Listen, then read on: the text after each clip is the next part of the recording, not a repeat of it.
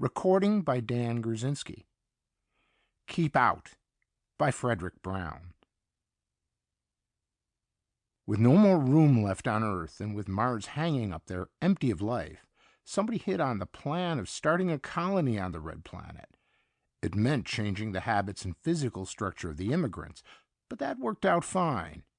In fact, every possible factor was covered, except one of the flaws of human nature. Daptine is the secret of it. Adaptine, they called it first. Then it got shortened to daptine. It let us adapt. They explained it all to us when we were 10 years old. I guess they thought we were too young to understand before then, although we knew a lot of it already. They told us just after we landed on Mars. "You're home, children," the head teacher told us after we had gone into the glassite dome they'd built for us there. And he told us there'd be a special lecture for us that evening, an important one that we must all attend.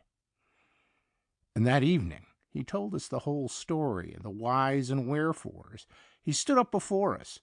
He had to wear a heated spacesuit and helmet, of course, because the temperature in the dome was comfortable for us, but already freezing cold for him, and the air was already too thin for him to breathe.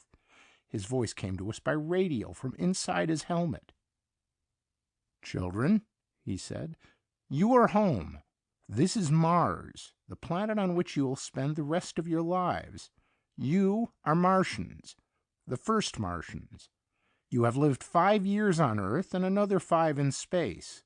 Now you will spend 10 years until you are adults in this dome, although toward the end of that time you will be allowed to spend increasingly long periods outdoors. Then you will go forth and make your own homes, live your own lives as Martians. You will intermarry, and your children will breed true. They, too, will be Martians. It is time you were told the history of this great experiment of which each of you is a part." Then he told us. Man, he said, had first reached Mars in 1985. It had been uninhabited by intelligent life. There is plenty of planet life and a few varieties of non-flying insects, and he had found it, by terrestrial standards, uninhabitable. Man could survive on Mars only by living inside glassite domes and wearing spacesuits when he went outside of them, except by day in the warmer seasons it was too cold for him. The air was too thin for him to breathe, and long exposure to sunlight, less filtered of rays harmful to him than on Earth because of the lesser atmosphere, could kill him. The plants were chemically alien to him, and he could not eat them.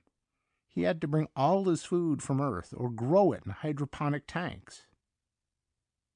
For 50 years he had tried to colonize Mars, and all his efforts had failed.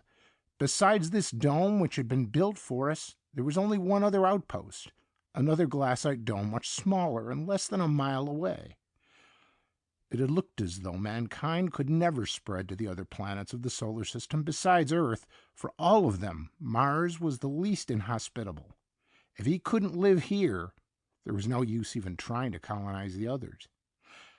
And then in 2034, 30 years ago, a brilliant biochemist named Weymouth had discovered daptine, a miracle drug that worked not on animal or person to whom it was given, but on the progeny he conceived during a limited period of time after inoculation.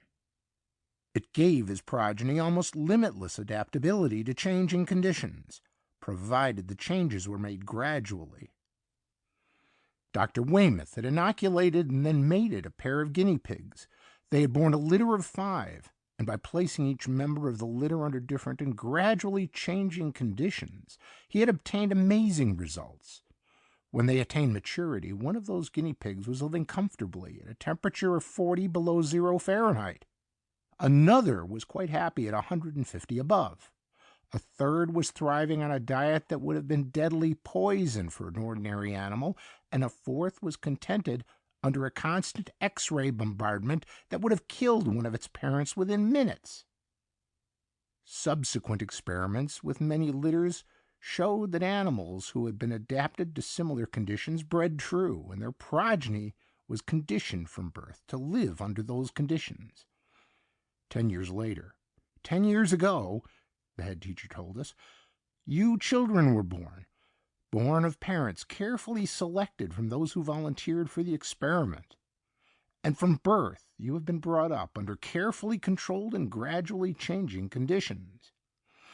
From the time you were born, the air you have breathed has been very gradually thinned and its oxygen content reduced. Your lungs have compensated by becoming much greater in capacity, which is why your chests are so much larger than those of your teachers and attendants. When you are fully mature and are breathing air like that of Mars, the difference will be even greater. Your bodies are growing fur to enable you to stand the increasing cold. You are comfortable now under conditions which would kill ordinary people quickly. Since you are 4 years old, your nurses and teachers have had to wear special protection to survive conditions that seem normal to you. In another 10 years, at maturity, you will be completely acclimated to Mars. Its air will be your air, its food plants your food. Its extremes of temperature will be easy for you to endure, and its median temperatures pleasant to you. Already, because of the 5 years we spent in space, under gradually decreased gravitational pull, the gravity of Mars seems normal to you. It will be your planet to live on and to populate. You are the children of Earth, but you are the first Martians. Of course, we had known a lot of those things already. The last year was the best. By then, the air inside the dome, except the pressurized parts where our teachers and attendants live, was almost like that outside, and we were allowed out for increasingly long periods. It is good to be in the open. The last few months, they relaxed segregation of the sexes so we could begin choosing mates, although they told us there is to be no marriage until after the final day, after our full clearance. Choosing was not difficult in my case. I had made my choice long since, and I'd felt sure that she felt the same way. I was right. Tomorrow is the day of our freedom. Tomorrow we will be Martians, the Martians. Tomorrow we shall take over the planet. Some among us are impatient, have been impatient for weeks now, but wiser counsel prevailed, and we are waiting. We have waited 20 years, and we can wait until the final day. And tomorrow is the final day. Tomorrow, at a signal, we will kill the teachers and the other Earthmen among us before we go forth. They do not suspect, so it will be easy. We have dissimulated for years now, and they do not know how we hate them. They do not know how disgusting and hideous we find them, with their ugly, misshapen bodies, so narrow-shouldered and tiny-chested, their weak, sibilant voices that need amplification to carry in our Martian air, and above all, their white, pasty, hairless skins. We shall kill them, and then we shall go and smash the other dome, so all the Earthmen there will die, too. If more Earthmen ever come to punish us, we can live and hide in the hills, where they'll never find us. And if they try to build more domes here, we'll smash them. We want no more to do with Earth. This is our planet, and we want no aliens. Keep off. End of Keep Out by Fredric Brown.